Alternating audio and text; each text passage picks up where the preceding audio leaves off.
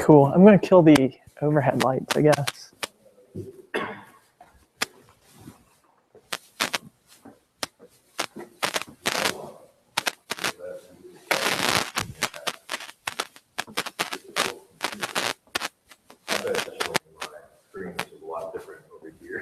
It is that one. People online are probably gonna be like, "This is terrible."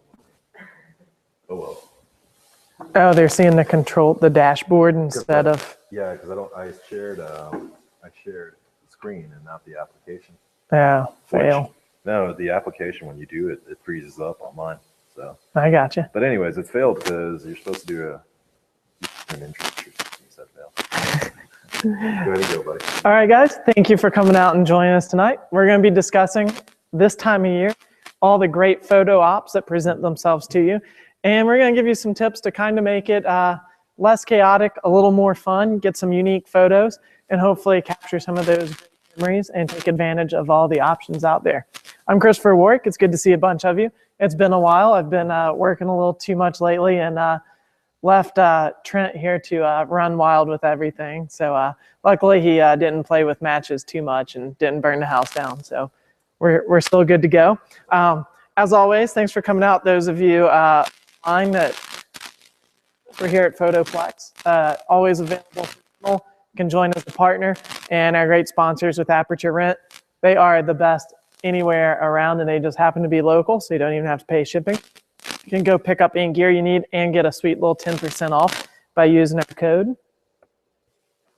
A little bit about Meet and Shoot. Most of you are familiar. I see mostly returning faces. We've got all kinds of great programs from lectures, educational sessions, fun shoots, serious shoots where you can really work on practicing your technical skills.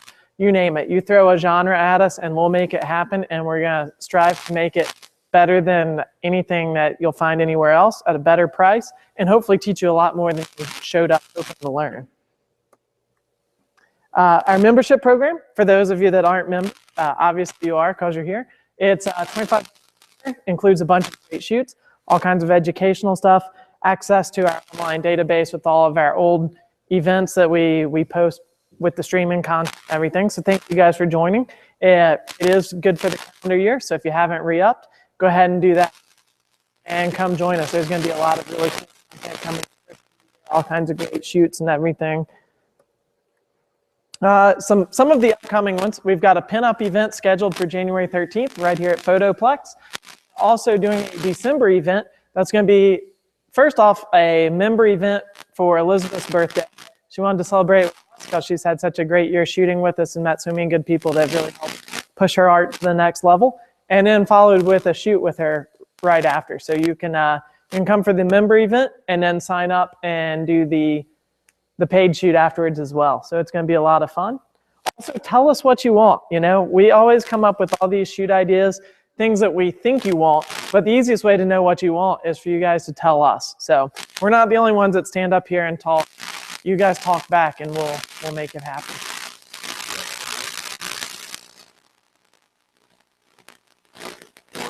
Elizabeth starts at 7.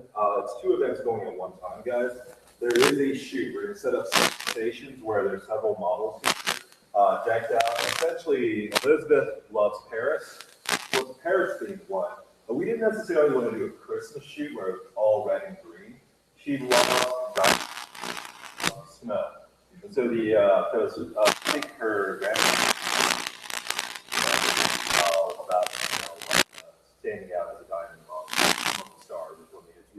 It's really important here. So the theme of the shoot is actually it's Paris, Starlight Paris. So we're going to bring a lot of Christmas lights in. And so it's going to be suspended lights and everything. The Boca shoot from last year, with a Paris themed background, with models who are dressed in black gowns and to the nines. So it's really, really, really gorgeous. And you're wondering kind of the aesthetic of it. I think Jennifer Lawrence in American Hustle, the cover of when she's on it, where she has the great outfit on, and she has hair. You know, we have already 6 or 7 models coming in who really fit that theme. As such, you don't have to pay for the shoot. What we say is do not bring your camera unless you pay. You can't bring your camera if you want to pay that night. $25 to shoot, but we're inviting every member because it's a birthday. We're going to have champagne, we're going to have cake, we're going to have drinks, and we want our members to come in, and we want to say thank you. Because we've had over 35 events this year. And your average, we look at, they're not competitors, but we look at everyone else. And the average amount of people who go to those events are about 6. And it's over 30 for ours, for a standard shoot. And then we have sold every shoot this year, thanks to you guys. And it just tells us for our product. And we love you guys. So it's a big thank you. We meet up with Chris. Hopefully you'll be here. I'll be here. All the members will be here because it's also Elizabeth's birthday. But it really is a big thank you guys, for everything you've done this year. And we'll also talk a little bit about our plans next year, which is going to be better for a lot of members for those who can't make it. So, Chris, the only thing I wanted to correct you with is it's not 2 separate events. You can either come here at 7 o'clock, not to shoot, just socialize, or you can come here at 7 o'clock with your camera, and you will be one of the few people, because we're going to tap it out, that can actually photograph the models that are going to be partially on the way in. We're going to break down, and we're going to sing happy birthday to Elizabeth. We got that going there, but that's the only thing I want to correct, guys. So RSVP to the shoot as soon as you can, because we are going to have it. So.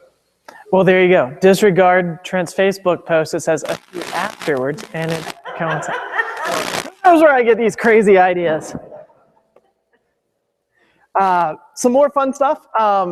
As a lot of you might have heard, Trent has been working with putting together the figure art drawing class down at the Alpharetta facility. So if you've ever had an inkling to want to learn to draw or like to just dabble with it, we've been getting people of all different skill levels come in, learn something, learn a little bit about your photography posing and everything at the same time. Really cool events, so check those out, also on Meetup.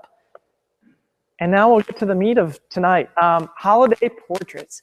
Now, regardless of what holidays you're celebrating, this time of year offers pretty much the same opportunities. It's families getting together. There's lots of cool decorations that mean a lot to people. You've got all kinds of colors, light, lots of really fun times to create really good lasting memories. So it doesn't matter whether it be Christmas, whatever you're celebrating, it's still a great season. We're going to go through a lot of things to help you out from setting, lighting, posing, the different scenarios you'll find yourself in, some ideas on really how to handle those and come out with great photos of decent photos. Everybody has that same mugshot lineup of everybody standing in front of the Christmas tree. How can we take that, turn it into a really cool lasting memory of your family?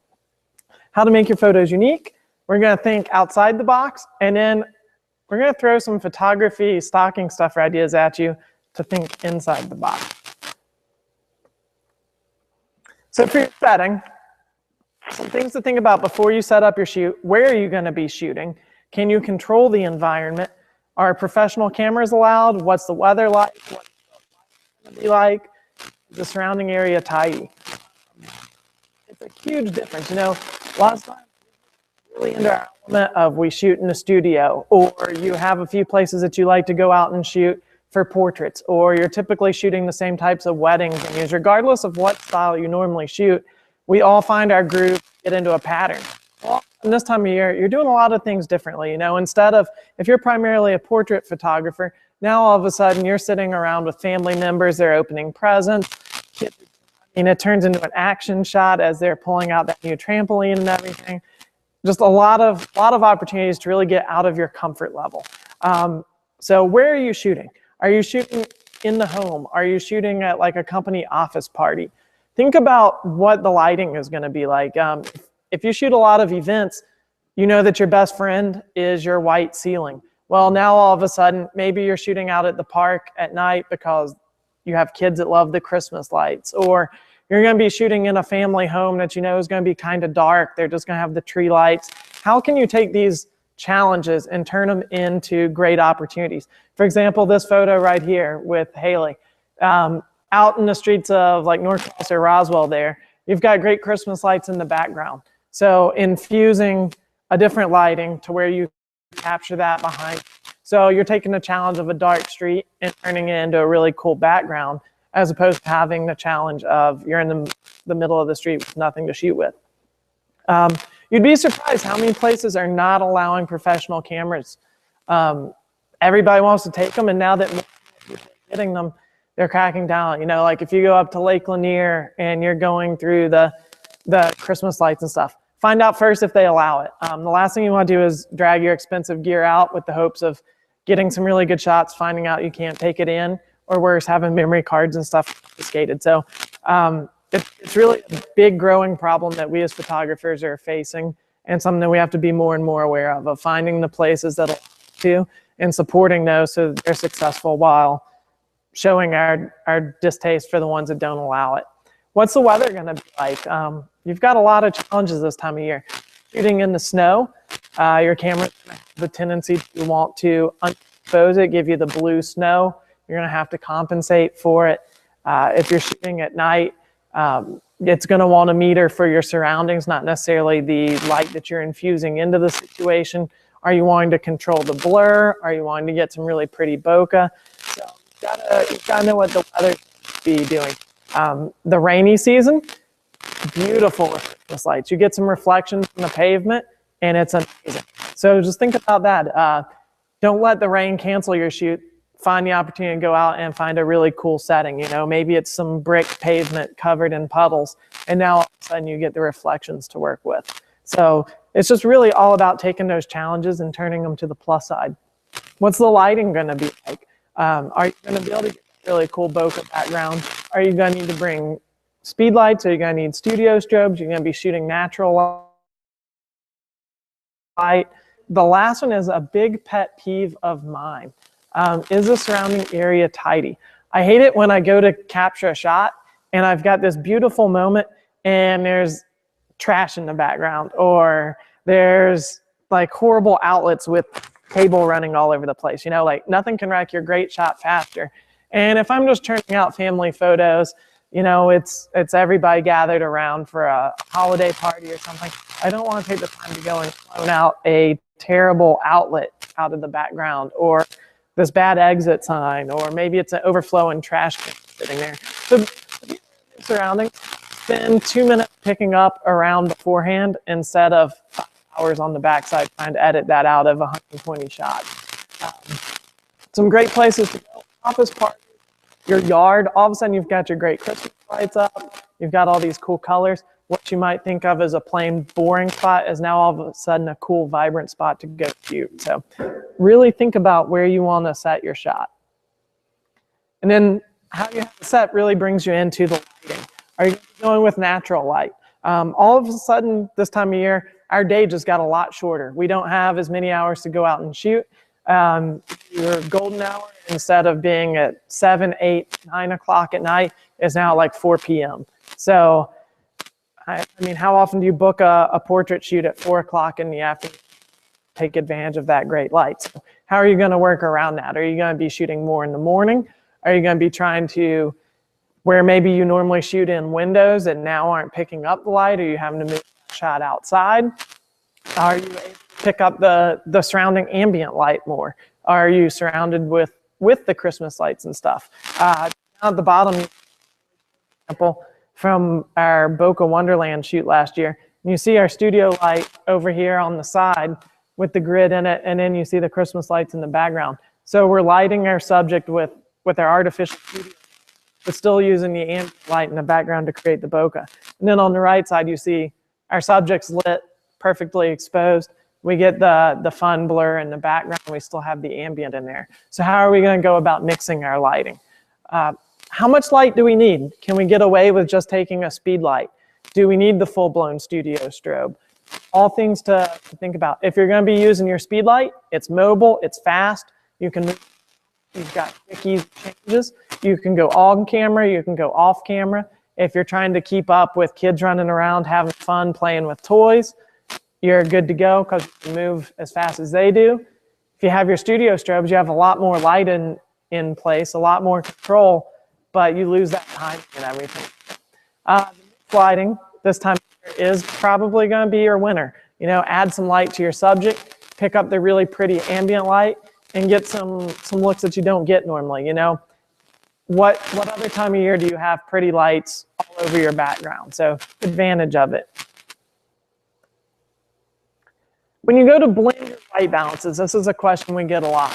People wonder if I'm adding a studio light, but I've got ambient lamps in the background, or Christmas lights, or street lights. How do I keep those in without getting all kinds of funky crossover colors? Well, the key is you want to set your exposure for your key light. So whatever your main light on your subject is, that's what you're setting your white balance for. If you have a studio strobe or flash on them, that is where your white balance is set. You'll probably get some either warmer or cooler tones in the background, but that's okay. They aren't the main focal point. You want what's on your subject to be correct. So if that's a window light, you're using either your sunlight or shade or setting your manual Kelvin setting, and you're going to let the others blend in.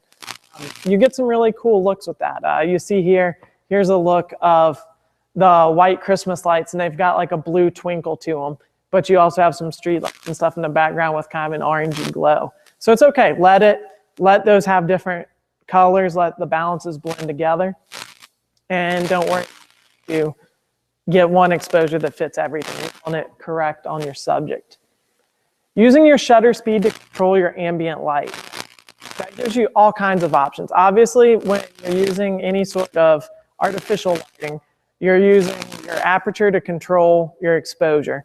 Your shutter speed shouldn't matter too much until you start in light. And that's where you're going to be able to control, do you want a lot of the Christmas lights in the background?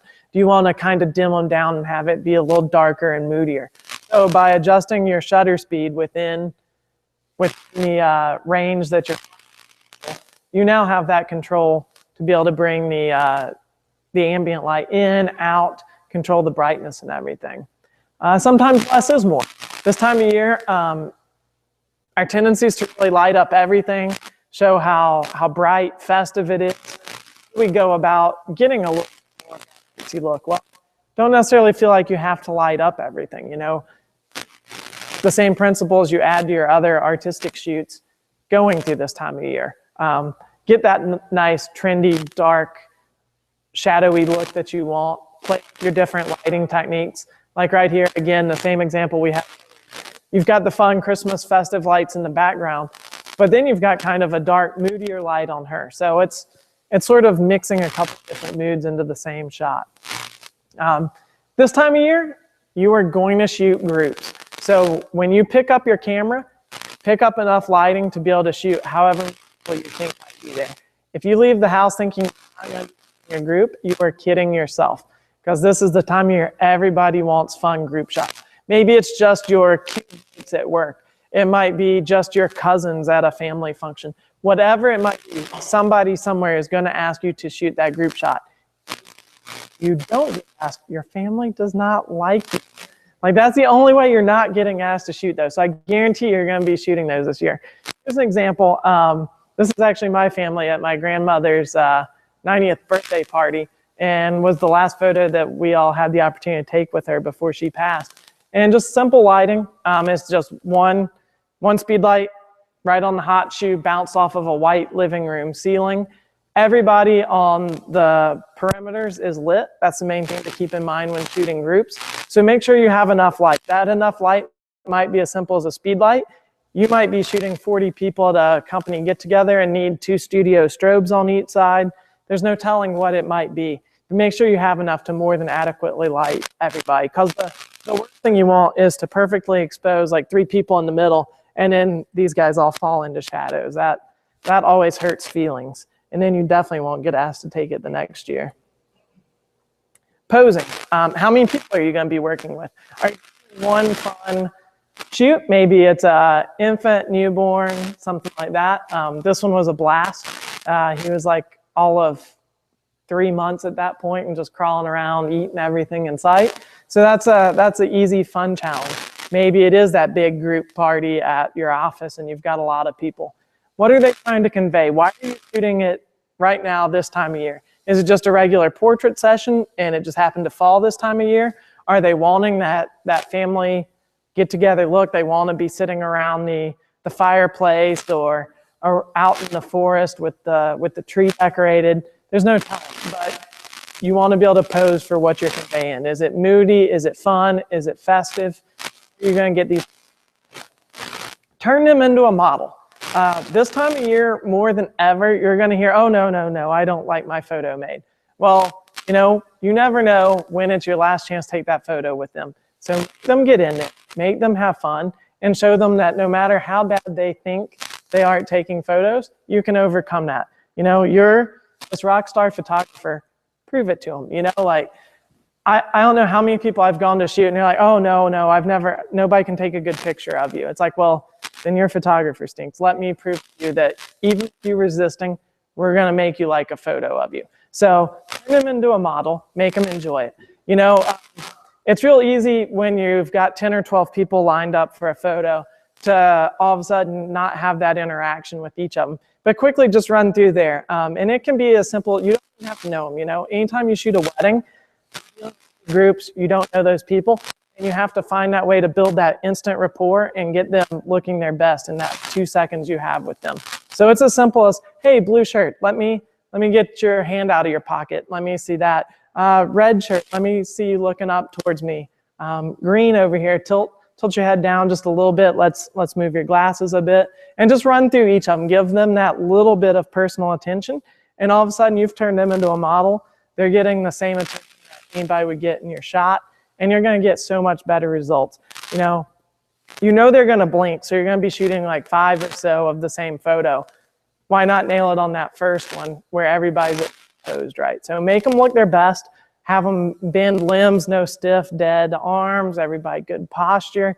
Go through, and it's tough. You know, there's nothing harder than telling your own family or a child that doesn't want to be paying attention to look their best. But go through and really work them, win them over, and get you what you do. Large groups don't necessarily fall into the height game. I don't know how often you see the family photo, everybody stand by the Christmas tree, and it's like, do.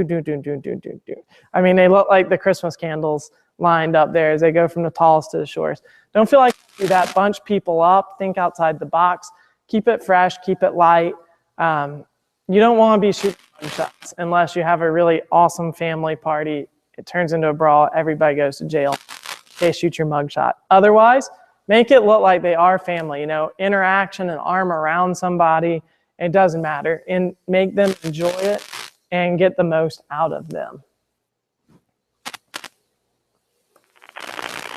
Different scenarios. This time of year, like we touched on a few of them, you're going to have a lot of really good opportunities. So it's your choice to decide how you want to control that. If you're doing holiday portraits, how do you want to go about doing that? Do you want to set up a tree, maybe some lights, some presents on the ground, have people posing with them? Do you want them around the fireplace? Are they in rock? What's going on in this scenario? Is it building out the set? Is it easier to get a backdrop? Is it easier to find what you're looking for? So put the time and thought into figuring out where it's going to be, how you're doing it, how you're controlling it, to where you turn it to your controlled setting. I'm shooting in the studio because we can control everything. You show up to shoot the Smiths Christmas cards, and they want to sit around their fireplace, and you get there and realize, well, okay, they've got this great decoration here, but over here there's stuff all over the place. How am I going to turn this into a studio scenario where I control everything? So think about that, plan it out beforehand. Got a family function. Know where you're going. You're going to be outside. Are you in a dark pavilion? Are you going to be somewhere where you've got the benefit of the white ceiling overhand? Are you going to be at the house? Where are you going to be? Think about that. Is it a holiday event for the company? Are you going to have your bosses there? Should you maybe be avoiding getting pictures of so-and-so hitting a little too much eggnog? Like all things that are important to think about. Children and pets, they are really fast. Like trying to keep up with them is going to be tough. How are you going to do that? Are you now all of a sudden, instead of doing a portrait scenario, handling more of an action shot? You know, they've got your toys, they're excited. It's not so much about capturing that perfect moment, but them having fun and really capturing what the day is about. Being out in the snow, how many people have tried to shoot in the snow here before? It's tough, right? Like, it's a lot different than we think. Yeah, you're thinking it's cold, but whatever, it's the same deal. I've shot out in the cold. it changes everything. All of a sudden, you're trying to keep your lens from fogging. When you go out to shoot in the snow, take your camera and bag out and don't open it instantly. Let it acclimate. Take it out of your car, leave it in the bag for a little bit, then take it out of the bag, then take your lens cap off. Leave yourself enough time to adapt to it. You're going to be spending your time trying to chase fog off of it. Our white balance, any of the metering functions on our cameras freak out when they see snow. There's just not enough contrast to get in it. So what are you going to do about that? We all like manual settings. They scare us, but we love them. So get comfortable with your manual settings. If that's something new to you, test it out beforehand. Look up what some other good settings are for outdoors. Go in with a plan. Know that, okay, I'm going to be trying to shoot some pictures of my kids going down the hill on the sled. I need to be shooting faster, but I don't have a lot of light.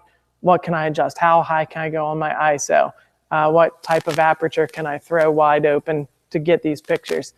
This is just a fun one of my dog out in the snow that she couldn't wanted to attack snowballs. So have those opportunities to capture your pet, your family. Maybe it's a snowball fight with little kids and they're going to be cold and wanting to go inside in under 5 minutes. They can't wait to get outside. Then all of a sudden they look like the kid from A Christmas Story and they can't move in all their clothes and they want to go back in. So you have a short time to get it. Make sure you're as prepared as possible to get that shot.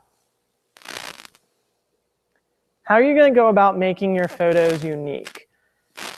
It's easy to fall into that rut of just taking your average shots that present themselves instead of creating the shots that you approach them like you approach any other shoot or project. You're not going to set out to shoot a model without having the wardrobe planned, the setting planned, how you want the photo in mind.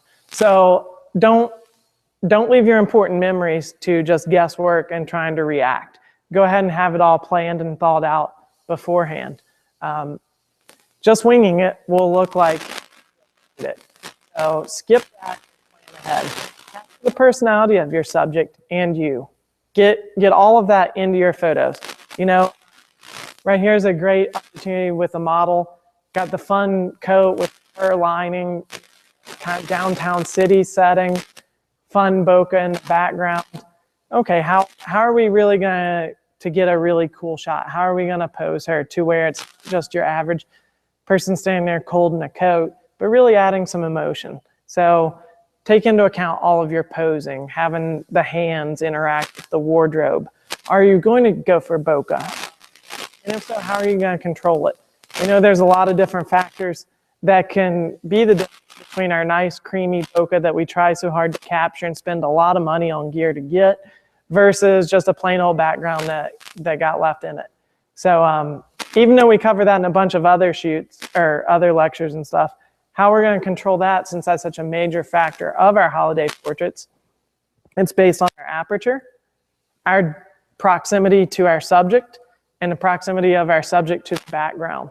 So, and our focal range.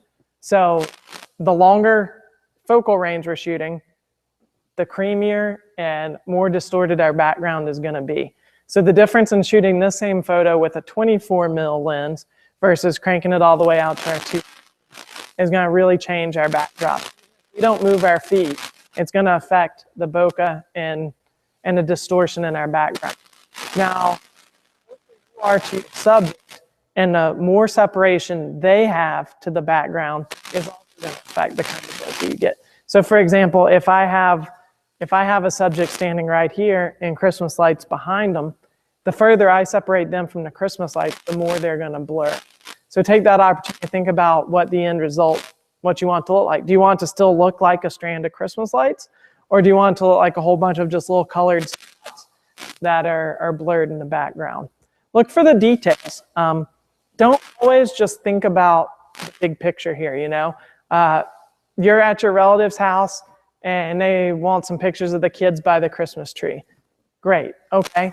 Don't just get the big wide shot of them with the whole Christmas tree. Maybe capture them next to the ornament that they painted or next to the gift that was handed down to them from another family member. So try and find those important details and really, just like you do with any other. most importantly, have fun. It's a great time of year. Enjoy it. Enjoy the time you're spending with everybody, and don't stress about your photos. Already have that planned out to where at the time it just flows seamlessly and naturally. You want to be able to get out there and enjoy it, and the preparation is where that will go. I've kind of thrown a lot at you. Is everybody hanging in there? Any questions? I'm kind of bouncing on this one just because it's such a broad range topic that we could cover it in 15 minutes or 15 sessions. So don't hesitate with your questions. I'd love to have some. Are you going to get into more detail on certain setups a little bit later? We can, yeah. We can go as in depth or as wide range as anybody wants. If anybody wants to talk about setups, we'll break down some scenarios and talk through them. We can talk through how the individual photos in here were taken. Whatever anybody would like. I left it really broad range, not knowing what skill levels, what interests we were going to have. That's where, like we your questions, your requests, where we go. So we'll go any direction you guys would like. Absolutely. Mm-hmm. Okay. All right. You're going to get more separation, more separation of your background, longer focal range. So the longest focal range you have available is going to be your most supported, most bokeh back. Bokeh is literally, and that's by the way your lens iris is. You have the blades that form the James Bond closing circle, right? How many blades you have and how round they end up versus if they have a slight square shape to them really determine how smooth and quote unquote creamy the distortion is on your lens. You're a Nikon shooter, if I recall, right? Yeah, so like the 85 Nikon lens is quote unquote the cream machine because of how creamy it makes them. For example, a really cheap lens, when you go to get this broken up bokeh in the background, you might see more splotchiness as opposed to nice, smooth, even, creamy, round blur. So to get that effect, we want to shoot a long focal range. So for example, if I'm shooting my subject and they're right here by me, I want to get as long as I can get, even if that means I go back further to where my background is going to be affected more. Now, everybody thinks that your aperture is the only way to achieve that. That's not accurate. Obviously, at 1.4, you're going to have a shallower depth of field than you do at f16. Well, that leads to bokeh, but it's not the end be all. You can be shooting at f8 and still get that nice creamy blur by changing your position and your depth to the subject and the subject to the background. So, for example, I'm shooting at 200 at f8. I don't have the effect of shooting 1.4 on my side. So I want to make sure my subject is as far separated from the background as possible. And I want to be as close to them as I can be. So for example, this shot, say we're shooting at 200, you're only going to be a few feet away from her shooting this headshot look, but you want that background to be as far out as possible. Lots of times you can control that, lots of times you can't. If that background is much closer than you would like it to be, that's when you can open up your aperture and come down, maybe f4 instead of f8, and then adjust your other settings to where you're getting a little more of that breakup in the background. So if you have X space and you want to achieve the most bokeh possible, you want to be at the far extreme with you and your subject and leave as much empty negative space in the background as possible. As your subject moves from point A over to B, as they get closer to that background, the more in focus it's going to be. So if it's a brick wall with some lights on it and they're 20 feet away from it, it might just be, you might be able to see that there's some lines in it and see the little round circles of the lights. As your subject moves to 10 feet, you can probably start telling that it's brick and that there's a strand of lights on it.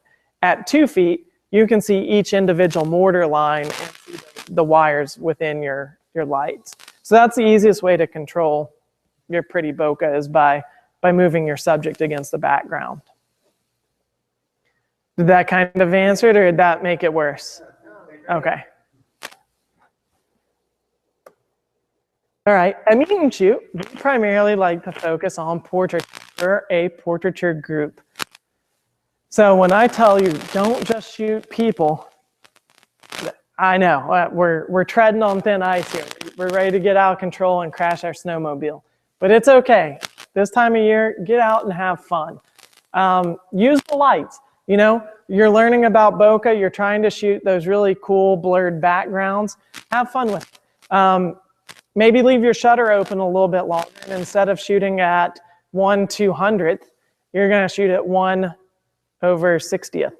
And while you're doing that, you want to kind of twist the lens or zoom a little bit or adjust focus. So you're going to leave your subject in focus and kind of blur the lights behind them. It's perfectly acceptable. Have fun. Is it technically a perfect photo? No, absolutely not. Does it matter? No, not at all. It's okay. Have fun with it. Shoot macro. There's all kinds of fun stuff, you know.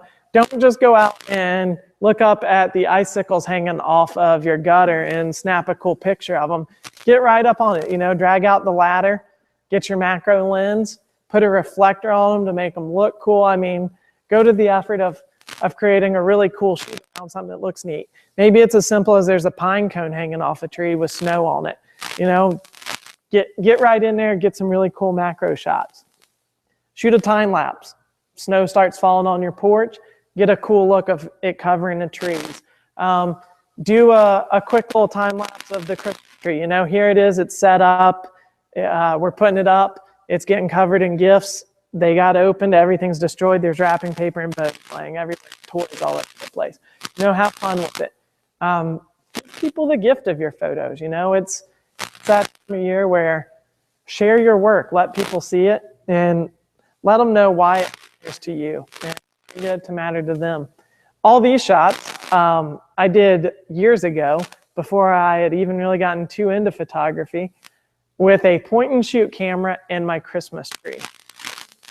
I used the camera twirl method. I had seen an article about it in like a non-photo source, like Wired or like GQ or something. Just crazy. And so I literally had just a little point and shoot. I would put it in, it didn't have manual settings, so I was having to force it into the mode that would slow it down the most. And I had it like a pillow laid under me and branches with lights. So I'd focus on the lights and kind of twirl the camera as I hit the shutter and capture all kinds of fun, crazy stuff. I don't know, it's just wild, abstract stuff that you normally wouldn't find or shoot. I think they're kind of fun and neat, and they kind of make you look at it and wonder what they are. Nobody would ever know that's a Christmas tree, and that I was actually like 4 inches away from like 3 bulbs is all that it took to create those, and just kind of barely twirled a point and shoot camera. So have fun, get creative, and come up with some stuff that you wouldn't normally shoot. Those opportunities are there for a reason, so seize them. I'm going to go ahead and hit what was supposed to be sort of the last slide, but we'll slide back and talk about any lighting scenarios, any questions that you have. We'll try to hit from that point on. So as photographers, we are destined to love fun gear items. We're all nerds. We accept it. We love it. It's what makes us. So this is definitely our season where you can go out and find all these fun little ideas. So things that you can ask for, or things that you can give to your other photographer friends, or for that budding photographer in the family. Here's a list of like $20 and under little items that are just fun. Canvas or metal prints. I cannot say it enough. You know, in the digital era, we don't print anything anymore. We don't share our work like we used to. You know, we throw it up on Facebook, and after we pick up our 50 likes and are content that we did a good job, it's gone and forgotten, never to be seen. Print your work. You know, even if you just do it for yourself, pick your favorite photo this season, print it, and put it on the wall somewhere. Give it to your grandmother, your children, whomever. But get your work out there, let people see, and experiment with fun printing options that are out there. You know, they've come so far with the metal prints, with the metallic. It almost looks like your work's glowing. So take that really cool sunset and turn it into a cool piece of art for somebody. Light modifiers, we can never have enough of them. All these cool little ones that go on your speed light from our last speed light discussion that we had here last month, you know, grab a little thong, get one of the little softens that fits over the end of it, a little bounce card, something, and play with it. Anything that you don't already have, pick one out this year, grab it, and learn something. The Pelican memory card holders are awesome. Those things are all but bulletproof. They'll float in water. They're watertight. They're completely safe for going through x-rays and stuff when you're traveling. I think they're like $17, and you can get the CF or SD. I have one of each of them in my bag at all times, and I couldn't think of trying to go shoot a wedding or something without it. The thought of popping out a memory card and putting it in my pocket terrifies me. So buy these, use them, love them. This is, well, that's a huge debate, you know, like as they're getting with these like 128 and some of the cards are getting huge. Do you trust shooting an entire event to one memory card? What if you lose that one? What if it corrupts? What if everything's fine in camera, you go and pop it in your card reader and all of a sudden it doesn't read? I personally have not budged past the 8 gigs that I have. And even if I buy more, I stay with those. So even on like my 800, I think I can only put like 100 and maybe 140 images on an 8 gig card. I'm really pathetic, but I don't want to go bigger. Just for the fact that it, one, makes me consciously change my card. It makes me diversify where I'm saving everything to. If I'm at a wedding and somebody steals my camera bag, I don't want that one card being gone. I want to know that I had them and they're kind of spread out. So that's why I've got a couple of these different ones. There's always one in my pocket. There's one in my bag. And that way, hopefully, if a card corrupts and isn't salvageable, which luckily they're taking leaps and bounds for how they can recover data. But if I'm going to lose data, I want to know that I only lost like some of the groom's portraits. I didn't lose the entire day. So if you guys know David Leo, that's at a lot of our events, he was overseas in Europe, had his camera bag stolen, and lost thousands of photos that he had just taken on his trip. So I want to know that I've been popping those out, and hopefully I have a chance of being smart enough to, as I'm diversifying my cards, diversify where I'm putting them. I don't know. There's definitely something to be said for being able to pack all that data in one place, but I prefer to have it in different spots. I don't know. I guess that's my old school mother's teachings in me, where if she had like 4 $20 bills, they were hidden somewhere different in the house. They weren't all in one spot. Because apparently she was a spy or something, and people were breaking into the house all the time in her eyes. So I don't know, but I learned her paranoia. A hot shoe bubble level. You cannot believe how important that is for some things and how much time it can save you. They're like $4. It just slips into the hot shoe, and it works just like your regular like carpenter's level. So they're a great little tool to have. When, yeah.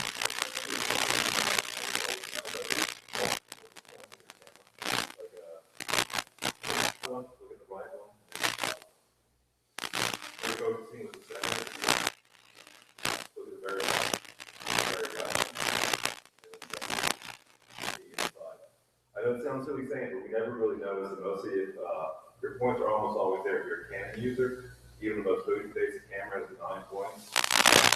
You have points there. If someone has any sort of horizon issues, immediately it's right there. Because there are times where you can engage it, and it's in there, but you immediately have it in there. I will say though, if it's installing correctly, you can't have points installed incorrectly. If you do it yourself, then that doesn't work as well. But you know, they're more than likely correct. So. Just some other fun items. Lens. It's great for a quick cleaning of your lens. Maybe one of the little rocket blowers or a sensor cleaning kit. Always a good item. Another item I've been told is a meet and shoot membership. You know, that is a great item. Santa loves to bring those, so tell your significant other what you'd like for Christmas. Photo books, go find some inspiration. Find a photographer that really speaks to you. You know, no matter how much you look at it online, there's something, again, to be said for picking up that book, studying their work, and letting some of it soak into your work. Photo t-shirts. I'm especially fond of this one right here. That shows that Canon is in fact backwards. So you can find fun t-shirts. I think it needs that one. Get them a membership somewhere, you know, maybe renew your 500px, something that inspires you, a Suicide Girls or somewhere that you like the photography. Grab some magazines. Maybe it's as simple as Professional Photographer or Photo District News, something you wouldn't normally get for yourself. A great little stocking stuffer idea. But it's all just about having fun with it, finding some cool things that you're going to enjoy. So, I threw a suggestion there. For those who don't know, who here is familiar with PPA? Anyone? I've been a PPA member now for about 4 years, so this isn't me trying to sell it, but it is actually pretty cool. For a membership, you get a great magazine, professional photography that they provide. The PPA membership is $27 a month. Mostly if you're a professional photographer, you get $15,000 of insurance. And that includes repair insurance, which is a really unique one, where you can call them and say, okay, it's been 5 years, my cameras all need help. Can I make a claim? You have to talk to them, but up to $15,000 you are covered. So as long as you pay the $27, it's insurance outside of your home. You don't have insurance. You have a $900 camera, and you really want to claim against your home that you lost a $900 camera, being that they can drop you. not to mention, if you use your photo gear to make money, a lot of insurance policies won't cover you. So we'll get it. Got some cool sessions lined up. We're gonna have kind of a photography-centered attorney come in and talk to us to let us know what a lot of our rights are, how to protect ourselves, CPA, stuff like that, to really help guide our business. Enough can't be said positive for what the PPA will do. For example, if you have a client that all of a sudden they don't like their photos, they think you made them look fat in all of them, and all of a sudden they want not just what they paid you back, but they want to sue you for 10 grand. You can contact the PPA and their lawyers will go to bat for you. So just a great program designed to protect us as photographers. And they're based in Atlanta. So they're really building but it's neat keeping something centered there. But in the most basic of it all is a very good photography magazine that it's not just how to take photos, it's every aspect of it. So if you're actually interested in this, in photography, what we do, out of all the magazines that I picked up, it's the consistency where month after, and I believe it's not necessarily month after month. I think of all things magazines in the year, no idea how they choose. You need to skip a month. But yeah, Chris mentioned photo books before. That magazine where immediately you get more positives because you get insurance.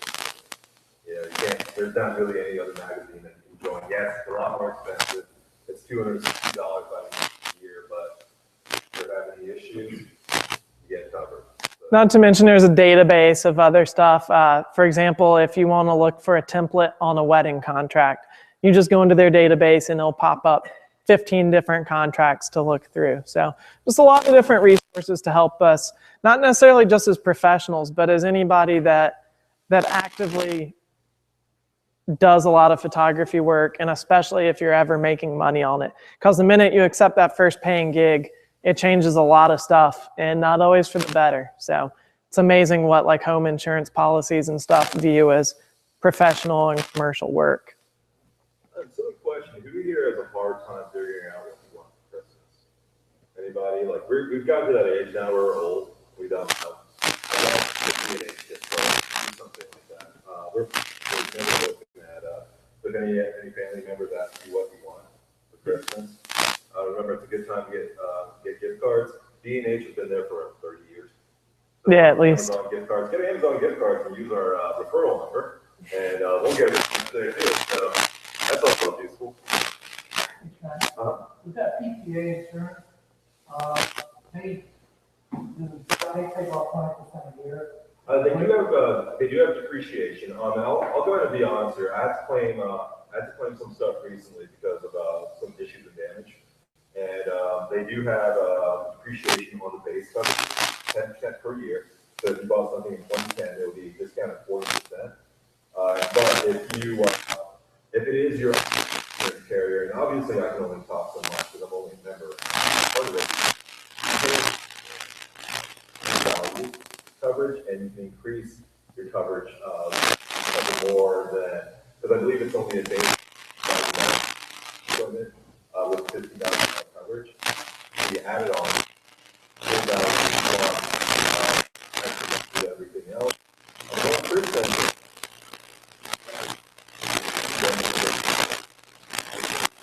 pay to it, one part of it never goes to a trust fund. So that the client does complain, it gets to this level, guys. You book a wedding, you are a PPA member, and you completely mess it up. I mean, I hate saying it, but dog ate your memory card, your camera exploded, that one, it's your fault, and you can't shoot. Well, if you're a PPA member, and not everyone here can be, you have to,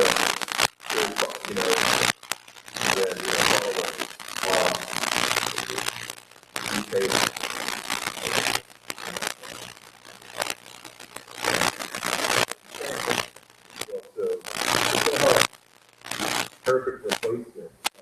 Just to tell you the level of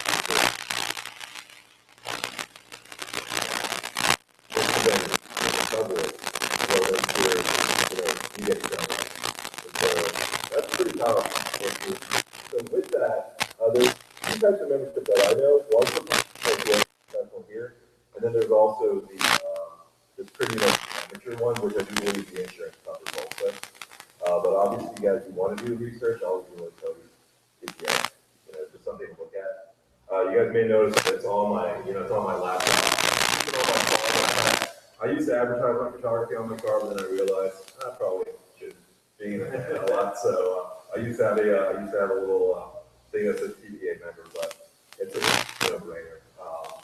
Mostly since insurance-wise, they're the best ones to go through. So this guy's for a 500 or 580 EX flat.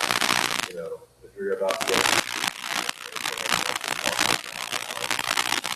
I've heard a lot of people who think if you go to $4,000 it's worth going through your house.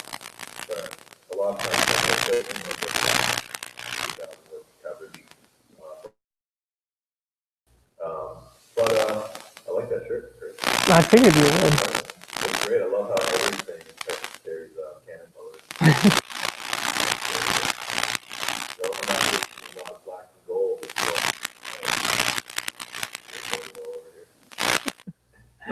So now's the perfect time. We can go back through and break down any scenario you'd like more in-depth coverage on. We can talk about lighting options. Did you cover locations and if they can use it, if they can? I think you mentioned the first slide. I left,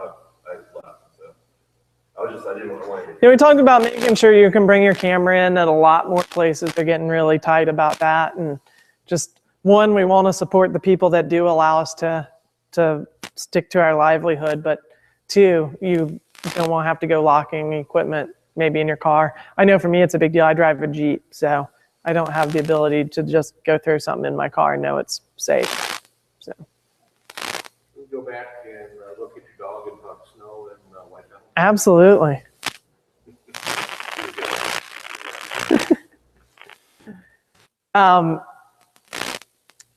So if you're using a meter mode to shoot in the snow, you're probably going to want to hit your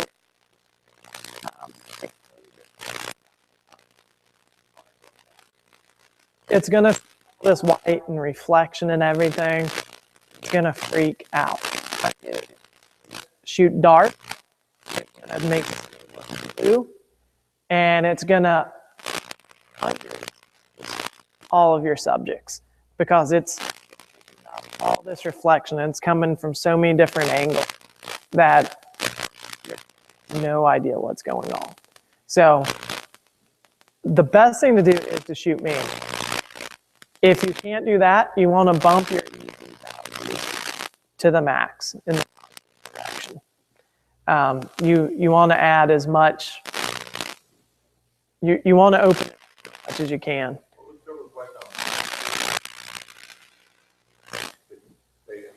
You want to go, you're going to end up being brighter than what your sun is. So you're going to fall somewhere usually between sunlight and studio. So you figure the flash setting on your camera is somewhere between 5200 and 5600 on most models, and your daylight setting is right in that range as well. You want to pretty much almost be at your flash setting.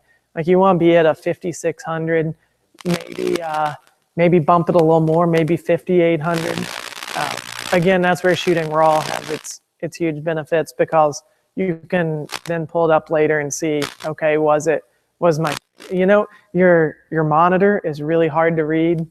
Like it's tough. It's just tough conditions. There's no getting around it. Take a picture, you're trying to look at it, you can't really tell. So definitely shoot RAW. That way you have the ability to go back and tweak that white balance. But yeah, definitely start a little bit on the warmer side, because it's going to try and cool everything for sure. You want to stay away from that blue look on it.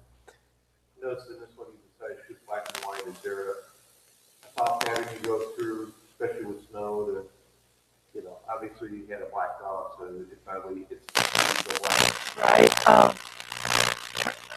Are similar, and we also preach it to a lot of people. Black and white is easier to see the tones in.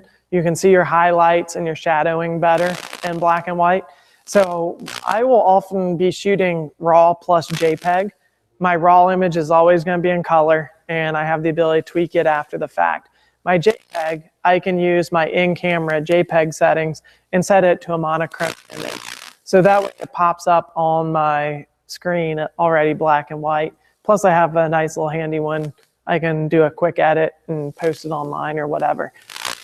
You can see the hot spots and everything easier in black and white than I can in color.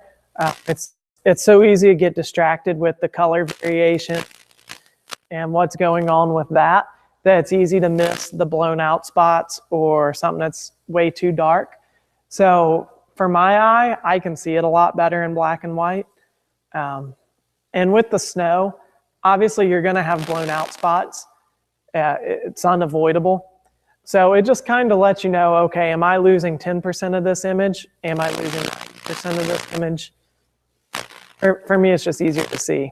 So it's sort of a point of personal preference on what your eyes pick up better, like what are you going to do when you look at it. But for me, I can just see my hot spots easier. That's something that I remember cameras see in black and white, but in quarter color. I guess you have a Nikon. Right. Your Canon will do it as well. All right, so my question is, you've got two slots. Is one slot recording in color and the other slot you have it? You can do it that way. You can even do it on the one slot cameras. I mean, you can get back to an older Canon 30D or a Nikon D, whatever, and do the same thing. Just record two simultaneous files. The RAW, right? So, like, your settings to where you're adding saturation, you're putting a slight blue tint to it, and you're increasing the highlights, right? That doesn't actually record. Like, it might come up and display on your display when you shoot it, but that's not going to actually record to the card on a RAW image. It is strictly going to be the raw, unadulterated data in there. Nothing you do to that image is going to change in camera.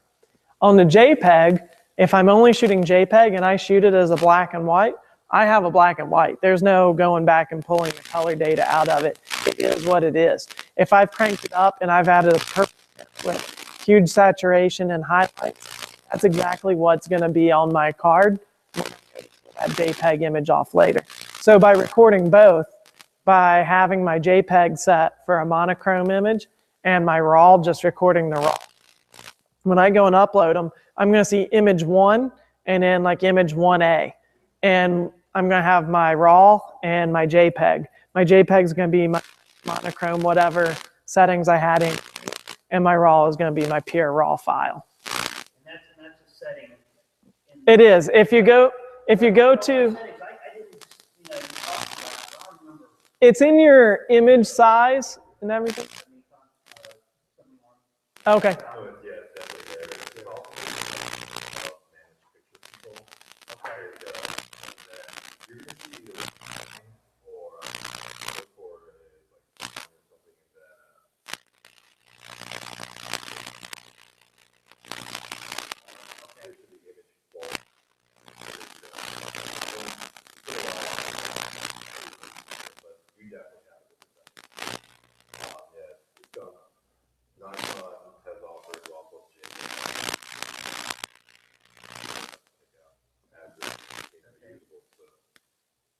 The throughput one, you technically say it's slow.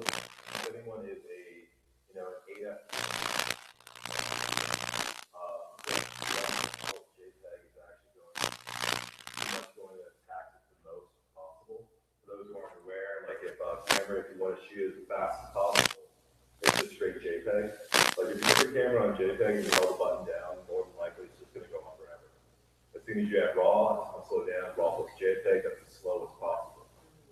So with us, where we're not deliberately shooting 10 frames instantly, I don't anymore. No, unless I'm shooting sports or something. Yeah. Absolutely at all. But if you guys are one of the 2,000 shots per session shooters, you may notice a slowdown.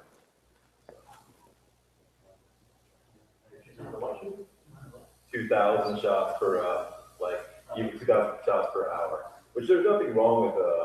We have a few friends who do like shooting competitions. It is scary how many shots they put in. Close to I think 17 to 25,000 per weekend. Oh, easy. Yeah. When I did cheerleading for a while. It was brutal.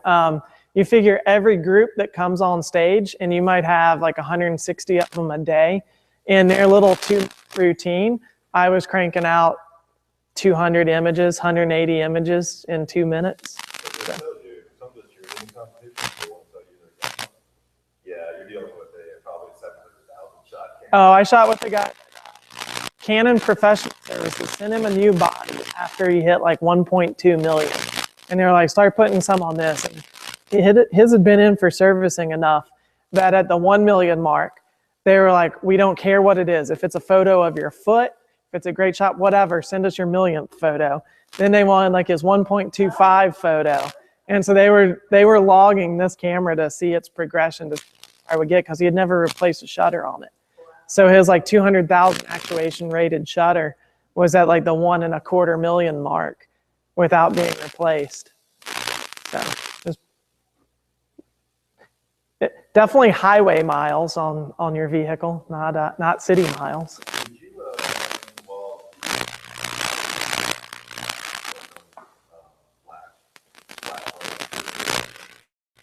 No, I didn't go into the cell phone. So practicality, guys, something that we teach in class is when you take a photo of someone, anything you use to get that photo, MacGyver. You're not taking a picture of what you use, you're taking a picture of the subject. During the holidays, in general, there's a lot less light than normal. You don't want to pop your flash out because it's really good for the mood. So one of the things is you're going to shoot a lot of low light. Use your phone flashlight to autofocus. Turn it on, lift it up, focus, and then let it go. Because that's tips and tricks that you can do to get the accuracy you need. Something else also, I'll go ahead and throw this in, is, does anyone ever look down at the kaleidoscope? As soon as you go down to the center of the kaleidoscope, that's when it looks brightest, right? Now imagine your AF. If your AF points over here, your tunnel of light, you're dealing with 2 to 3 times less light over here than directly in the center. During the holiday season, favor your center focus point. The closer you are to your center, the more accurate you go. accuracy isn't just necessarily speed of autofocus, it's actually if it actually hits the point. And so if you're a band photographer, so it doesn't even have to be during holiday season, and you want the best performance out of your camera possible, don't change your focus points, just leave it on the center. Your center is always going to get the most light possible, and right now, light is a resource. We're dealing with so forth. So you want the most accurate focusing. Put your camera in the center and use whatever light at the scene. Something that's really neat about that too is there's a lot of beautiful street lamps and all that. Your phone is strong enough to go ahead and illuminate your subject. So put them, if you have Christmas everywhere and a street lamp somewhere, don't put them underneath the street lamp. Put them right behind them, so it's creating a edge light, and so they're standing in shadow. Your phone light, any other type of light. Something you can buy right now is a cheap Amazon $20 LED light, where you can control the power and you can hold it anywhere you want. And so those video LED lights, since you're shooting such low ISO, or sorry, not low ISO, such low aperture anyway, makes it at ISO 800. These lights are putting out enough power where you are controlling the scene, but you're picking up the ambient light that's around you. So those are ways where we were saying, use what means you need to get it. MacGyver, you're not taking a picture of what you're doing, you're taking a picture of what you're subject. So lighting, Chris will review, I think you guys are going to talk about other images. So. Yeah, we can talk about anything. Did that kind of answer the snow for you? You're going to have stuff blowing out. Again, right, and people be in, I don't believe that. Trent doesn't believe that. We will always tell you expose for your subject. And if something else is too dark or too bright, that's it.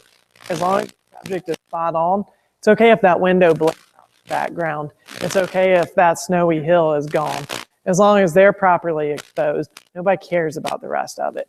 But if you try and expose for everything, like that using a metering mode, if you're spot metering plus like 10% versus like scene metering, all of a sudden that kid on the sled is not properly, the whole scene is properly exposed. You had to go in and compensate there. If you spot your forehead, you're no good. And yeah, the hill's blown. Okay, grandma doesn't care what that hill looks like. The big red jacket she bought them. It's all about the subject. Talk a little bit about groups and at what size we want to think about flash. Sure. Absolutely. Groups are a struggle. You ask any wedding photographer, what photos they hate, and it's the big formal group. It's going to be perfect of settings. I love it. You can chime in here. Again, that's going to depend on what your surroundings are like, how much light you have to work with. Are you in like I shot recently at this one church where they had these big spotlights that I couldn't kill them. So you had the normal lighting, but then like every third person was getting hit with this huge spotlight on them. So they're glowing. I mean, they just look like Casper over here, where everybody else is dark as can be. So in that situation, absolutely. I've got to light everybody because I've got to even it out and compensate for it. In a scenario like we're talking here where you're just in the family dining room, it's easy. You've got your big giant studio right above you. You've got that giant softbox known as a ceiling right there. You aim it straight up with a little diffusion on it. Boom, you get your nice even. No, that's my dad. What's a Bobby Cox? Please. Clearly my dad was a Cub too, not a Brave.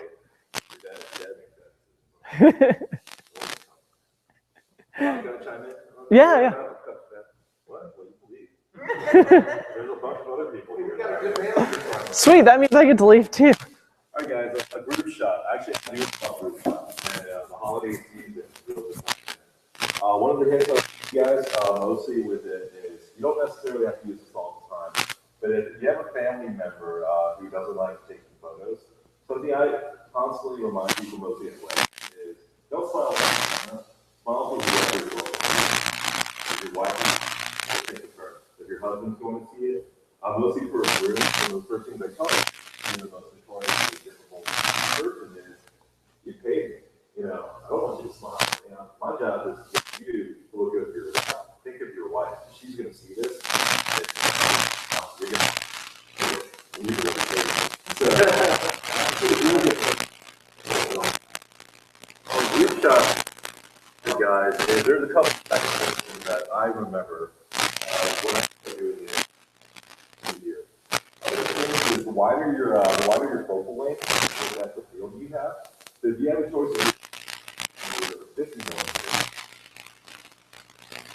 composition, the trick about that too is having a choice of being 2 feet away from your subject or 5 feet away. That's the same thing. You're going to a wider focal length and you're increasing your depth of field.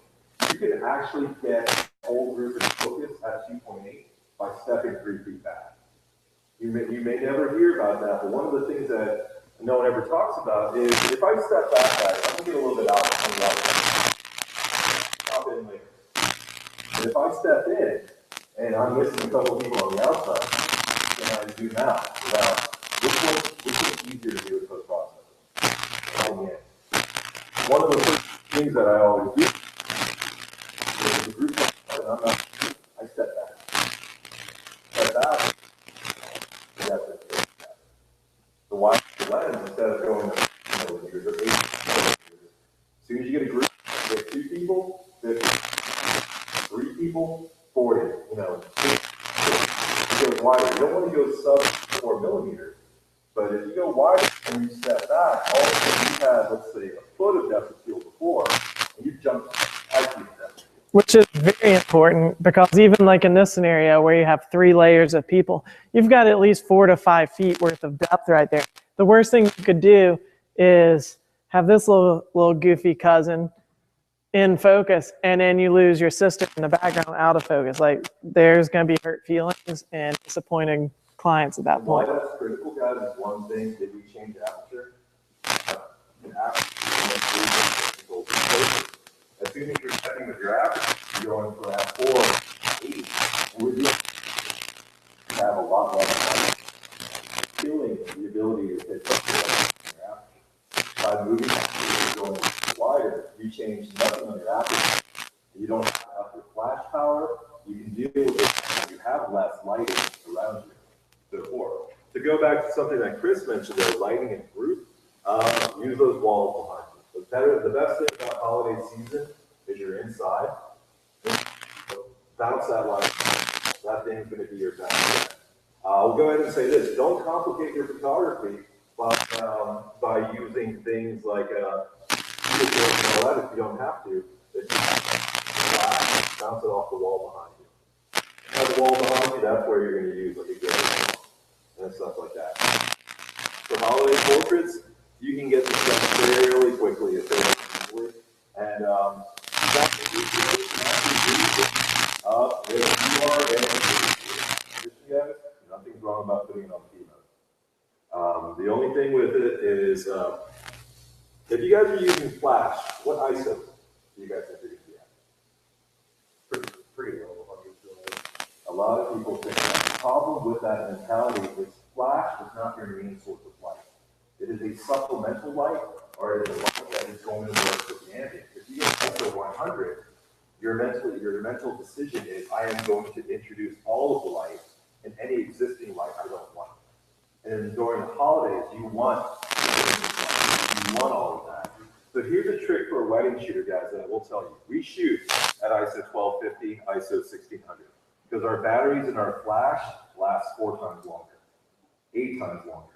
If you're shooting a wedding at ISO 100 the whole time, you're replacing those batteries at least 8 times during the event. Plus, DJ uplighting is just the same as Christmas tree lighting. Exactly. Like, if somebody went to the effort of putting that tree up, they want to see it in a photo. If they paid the extra money for that DJ to put those purple lights behind the cake, they want to see them. So by letting more of that ambient light in and having the flash kill less of it, you're going to have everybody happier. So Like our standard, and this works great for family portraits because you're in a similar setting as you are like a wedding reception.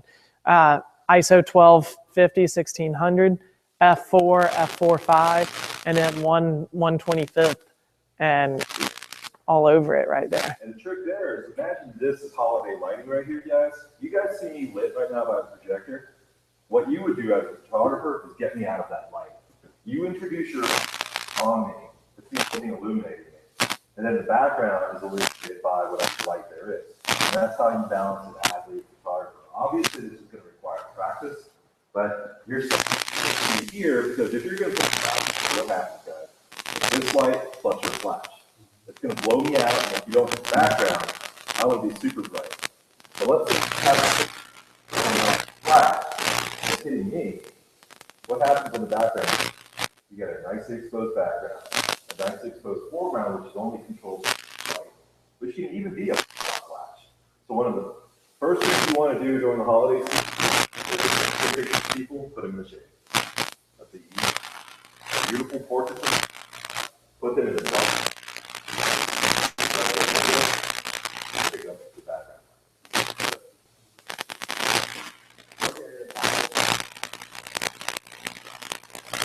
If you want to use the then you want to take that into consideration. You want to see how the light looks at it, how it looks on them. But the picture of Joe right here, Patrick's son and I were out there.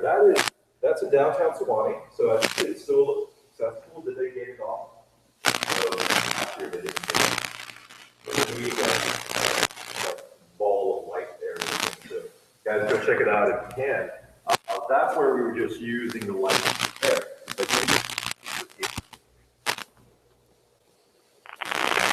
So Haley lights all behind her.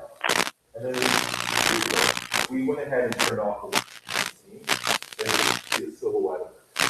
So we let it top of that behind her. So that's one of the tricks on how to do holiday portraits is you control the background light. And then you integrate your background light. And so Haley right there is completely in the shade or in an area that's not lit. So to find your settings there, you want to expose for what's going on in the background. She's going to be blacked out. Then you increasingly add your light until she's properly exposed. So if you start moving your settings, though, you're going to lose the back. Where if you move your light abundancy, you're just controlling that to fit within the parameters that you've already set. And if your camera can't capture me right here. So what I want you to imagine is you take a picture now and you can see the content of the PowerPoint behind me. As if you add a flash here that illuminates me enough where I stand out along with keeping the correct exposure to the background. So that's what you see, and that's what you would want ideally is if this is your Christmas tree. I'll go not in the neat light. This is pretty much the dark of the room, and even a better tip is you turn off that back lamp that's over there, and in complete darkness, any light that you introduce to illuminate me is light you can control.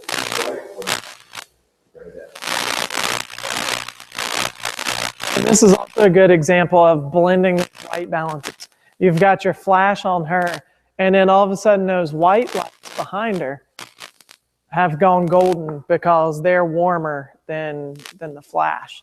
So you're picking up the blended white balances and getting the multi-tones out of it.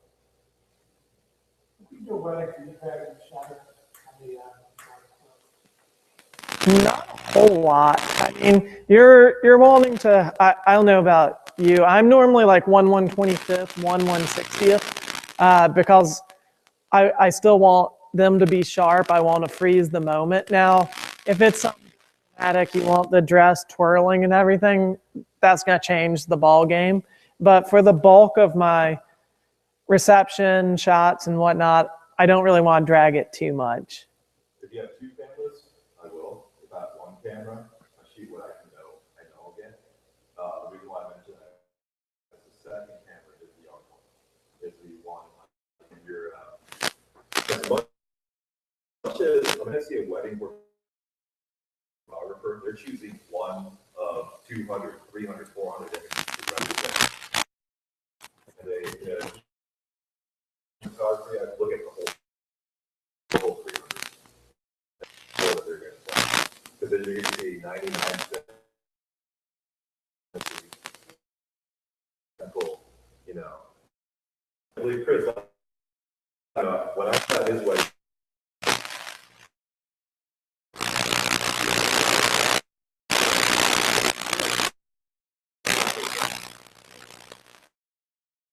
but he preferred having 95, which a long shutter speed. He makes it beautiful stuff. And so on. Do that if I have a lens and a second camera. Have a safety one that will allow me to do whatever scenario they want me to. There. Different for photographer. So it's not the way. I would explore it, but if it's something too abstract and so on, I have a second camera. But if it's something relatively that, you know, I've done a bunch, Chris and I've done a lot of stuff.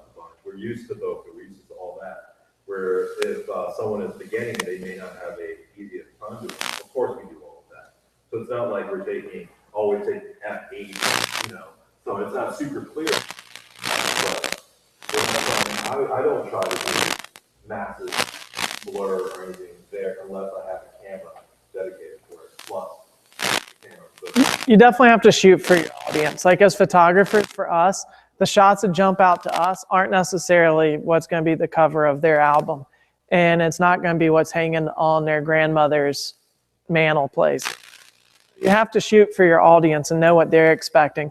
And also, too, as photographers, we can excuse the errors. I don't walk into a model portfolio session and tell them I'm only going to take safe, secure shots that I know are going to come out good.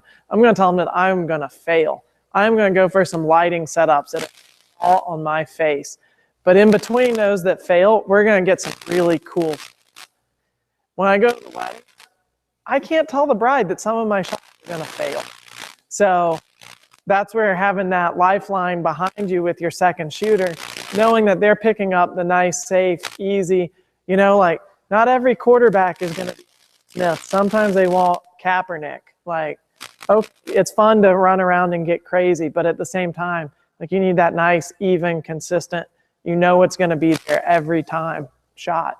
So you need that safety net. Now, when you know you have a great second shooter, when Trent and I are shooting together, if you see somebody down the middle of the aisle, you know that kiss is covered and that you're perfectly safe. So at that point, if I want to go get on the rooftop and shoot down with a crazy wide angle, I know I'm perfectly safe doing that. However, if it's just me out there, I'm going to stand right in the middle of the aisle and I'm going to get that safe shot. Because if I don't, I've got to go answer to the bride's mother. And nobody wants to do that. But let's provide options here. Let's say this given scenario, you use a long shutter speed. I'll go ahead and move that. Something like your point is called first curtain sync and second curtain sync. Something to be aware of is if you do a tenth of a second exposure on first curtain sync, when your flash goes off, as soon as you press the button, your flash goes off.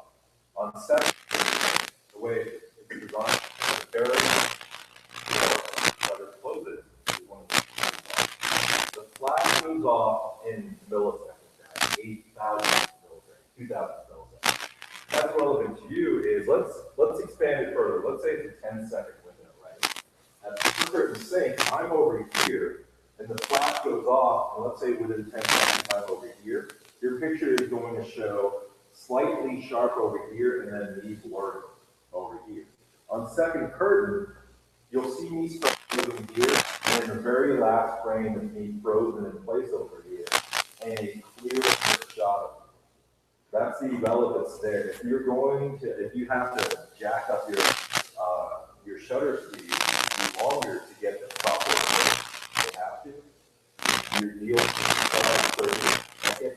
Make sure to put your flash on second curtain sync because it's going to freeze your subject at the very end and more than likely give you a sharper shot than in the very beginning, and then everything that happens in between thing in the end will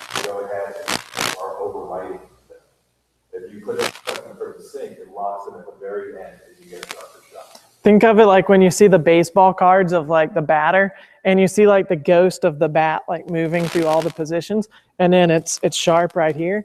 You don't want to see him looking like this, and then a ghost of the swing and the home run. You want to see the end of that ball hitting the bat as your sharp image, and everything else is kind of ghosted back to it in the blur. So second curtain sync locks that in, and second curtain sync is actually available on your onboard flash too.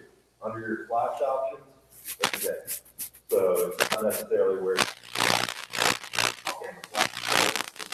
go ahead and enable on your camera itself. On your Nikon, it's just the little flash button on the side. So you just press it and it'll go through the 3 little options, and you can line it up for your second curtain right there. It would say rear. Rear. Say rear. Right. Yep, rear or second. That's the same. Right, yeah, okay.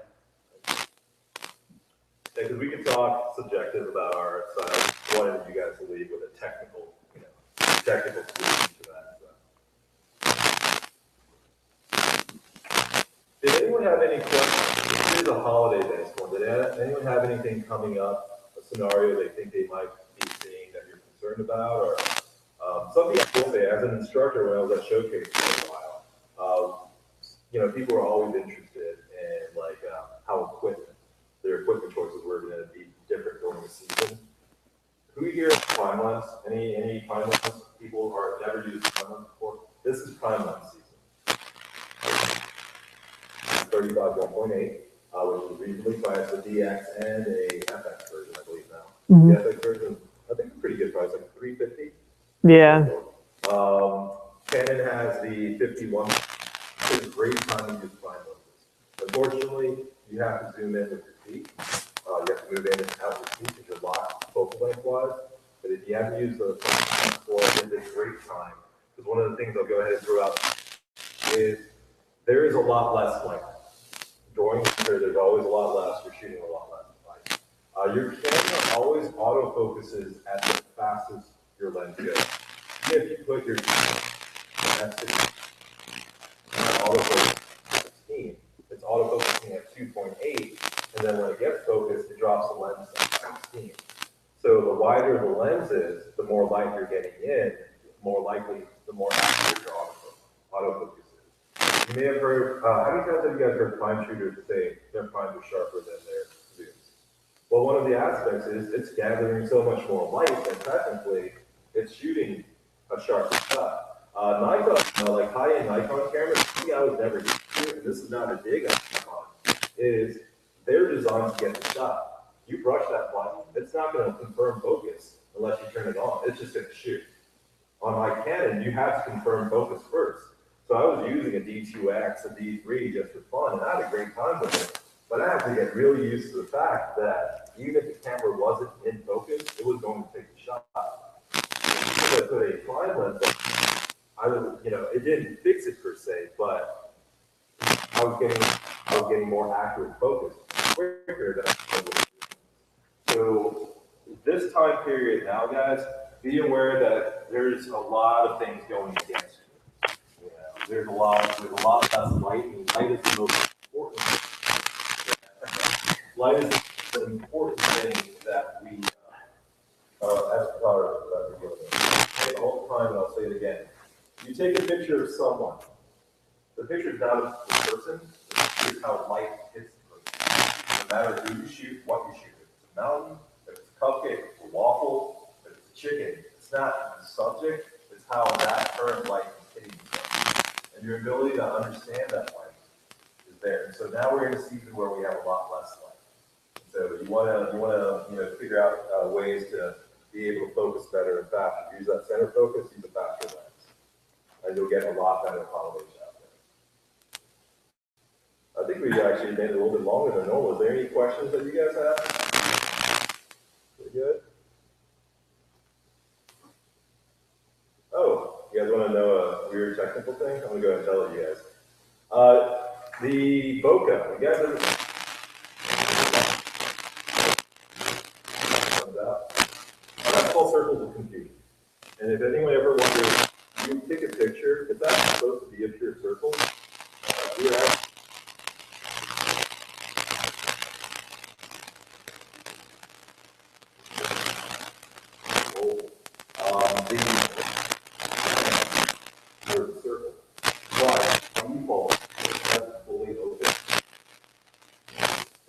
buy a 51.8, it's probably a 5-blade aperture. It's going to look a lot uglier as you go down your and so that's one of the benefits of the new signal lens. And they're 9 blades, so 2.2 with a 1.4 lens, it's still a circle. Opposite end, guys, something that's really neat is you get circles of confusion on the wide end. Wide source becomes really neat. And so if you really want to, put it at a so that's on the opposite end there. It's how the aperture is. And so that's pretty neat if you can work it that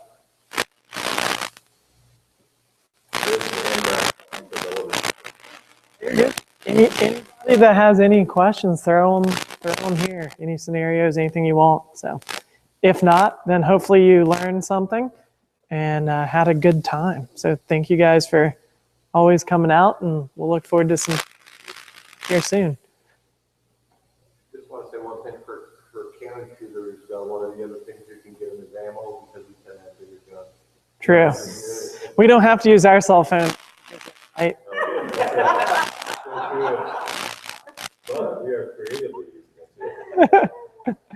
But it's good on both sides. It's a fun thing to be our Canon shooters tend to actually shoot stuff more. Nikon shooters tend to talk. We're actually out there shooting. So, This could go on. yeah, this could go on forever. Guys, was there any expectations in the sense of something you may have looked forward to see either spoke too quickly over or so on? This is free consultation. Think of it as that. You can ask questions that's relatively related to this, and we're going to answer it for you. So this is your chance. Even if you might think it's an absurd question, just ask it. So, anyone? Look at this back row. Victor's like sleeping in the back. It's like I'm getting away from home and I'm just sleeping over here. I'm trying to think of anything sort of to add in. Always use your lens hood, even now. The lens hood is, it protects against stray light and so forth from the outside. So use that there. But this is how we do light painting and so forth. If you guys haven't done light painting during the holiday season, it's always good. But downtown Norcross, stuff like that, they are all favorable. Something I highly suggest, guys, is go ahead and shoot like at cafes and so forth, because this is the time where artificial light is really dominant. It gets dark now at 5 o'clock, which is really weird to me. I don't know if you guys noticed, it's pitch black now at 5:30. And so that means you can go to the city at 7 o'clock and things aren't closed yet downtown Norcross.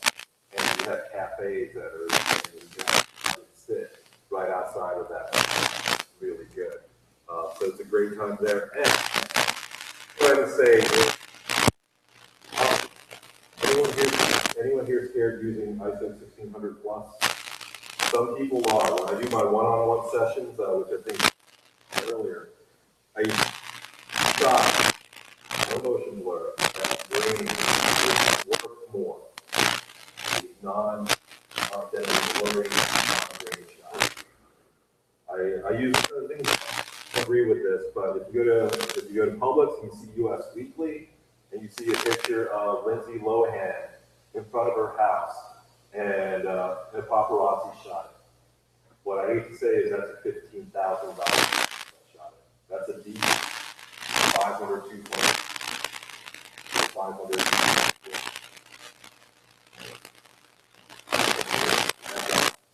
the highest setting possible. ISO 12,800, 128,000, and so forth on the back of the motorcycle, and sold a photo for $9,000. And so it looks like a cell phone shot, but it was worth more to them as a grainy, ugly shot that they can use over what we would normally say, a low ISO, which we talked about earlier. So up that ISO during this holiday season. If you're normally using ISO 400, go to 16. Yes, you're going to get a little bit more noise.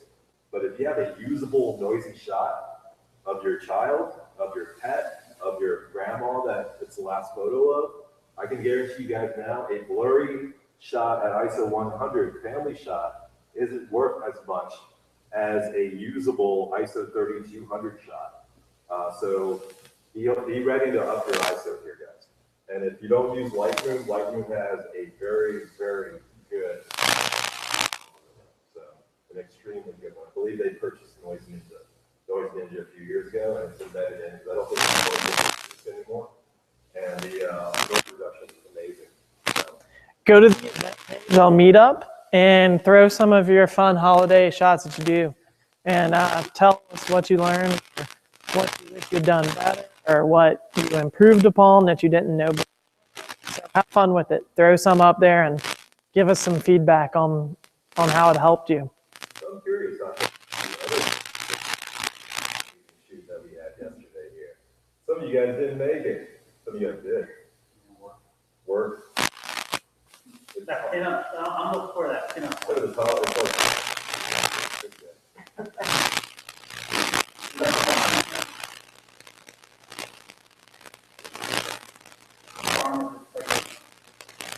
guys who are here, was it work coming up here?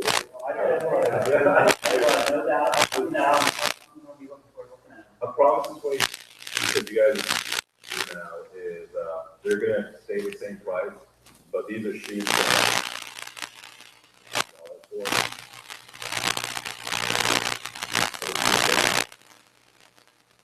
I can tell you now.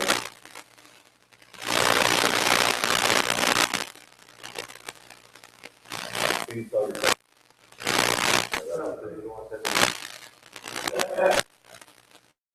We'll keep the cap. We'll just put on more events. I will go and say this, guys, like obviously we love having more logistics. We actively, I will say this for you guys, we actively try to handle the volume mixed with so forth. Like yesterday's example, it wasn't perfect, but compared to a lot of the other people who run it who are flash dependent, you would have to wait in line. That really kills the creative mojo. So some of the things we've actively done, like the last year and a half, invested in hotlines. The investment we had to make, I guarantee that you guys can shoot at any time. And so I do want to say that we look through all of the, I mean, it's actually not even really complaints, it's just also logistics. And it's important, but we had 50 photographers here yesterday, and of course it wasn't, the quickest, most efficient thing. But we had 30. I shot like I normally would. I had a few people here yesterday that were shooting, and they left with 400 plus photos, and they were really happy. So we really appreciate your guys' patience when it comes to those events. We are going to get bigger, but there are systems there to make sure that people can shoot. Or we can pick on people who don't shoot, sitting in the background complaining about their back. Mr. David hiding back there. You did get some shots, but you were sitting there on the couch, and I was like, how come you're not shooting? So I was impressed too with the group last night because everyone was, even though we were tripping over each other, we respected each other, and people were passing the trigger very quickly. They weren't staying on it. So I think the group as a whole is getting better. Yeah, I think we're doing more events together and we're getting to know each other better. So I think what I really love is when the use case comes in, you guys are open arms about it. And, I don't necessarily think it's a trickle down thing, but we do say the rules in the beginning, but we hate it for and we know you guys are good about that. We want everyone to be able to get shots. Hopefully the energy is there, but you guys are always really great to work with. The models consistently respond well to you guys. I mean, a lot of you guys have been here shooting before, and the funny part is they want to work with us. They're like, hey, Trey, I got contacted by someone else. I really don't want to work with them. When are you guys having another one? It's like, we got to try to get other models, but I mean, Chris had the same thing too. We've had models who consistently asked us. Yeah. They love you guys. So. Yeah, I was wondering if you guys had something in place where you were, recruiting new models or. Oh yeah, actually, Chris and I, we love that. The other thing too is, if you do find a model, something, since this is a smaller group, I'll tell you one of our inner secrets, but we're not giving a bunch away. Chris will probably ask me in the middle of saying this. One of the things that difficult when you set up a social shoot is you bring in a model and they're supposed to be compensated in some way. And money is not, it's a newer model, money is, different model. We give them a shoot that we can charge $1 for. We do with the model. And so that's their compensation. Why I'm telling you guys that is you don't put that pressure on. The model isn't collecting photos, they don't get photos. And so to answer your question, if you see photo, you will, and then if the whole sequence goes through, there's a photo shoot, and they get to go to the event. But when they're at the event, they love working with you, but they're not going to pressure you and dog you for photos that you may or may not have gotten because of really kind of their moves and so forth.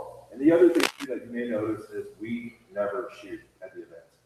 Because it's not about us shooting, it's about customer service and about making sure you guys can make the shoot. Which I think is another factor of why it works well. You'll see me running around with putting out all small ones. What matters is to keep the shoot going. And we fix it too by doing little things like these.